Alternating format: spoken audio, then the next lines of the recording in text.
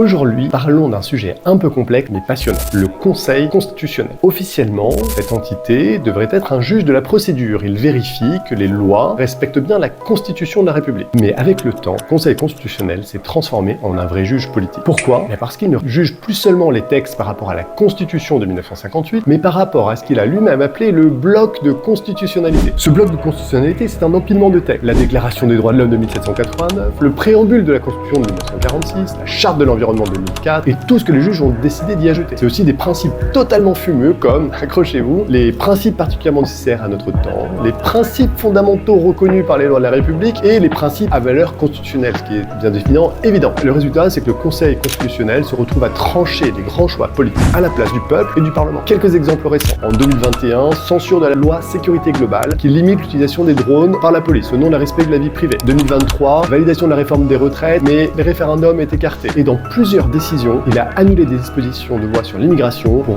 protéger des droits fondamentaux qu'il interprète lui-même sans jamais passer par le suffrage universel. On est passé d'un contrôle de procédure à une sorte de gouvernement des juges. Ce n'est pas démocratique. 9 sages, non élus, nommés par cooptation politique, peuvent défaire ce que des millions d'électeurs ont choisi par leur vote. Alors que faire? Pour moi, il est temps de refondre la Constitution. Il faut supprimer toute référence au bloc de constitutionnalité qui est devenu un cheval de Troie idéologique. À la place, on propose une charte des valeurs françaises, claire, lisible, votée par référendum. Une charte qui fixe les principes fondamentaux de nos sociétés, liberté, responsabilité, souveraineté nationale, laïcité, égalité des sexes, et qui guide l'action publique sans la confisquer. C'est au peuple de définir les valeurs, pas à des juges de les inventer. Alors je vous pose une question, seriez-vous prêt à voter une nouvelle charte des valeurs françaises qui redonne enfin le dernier mot aux citoyens?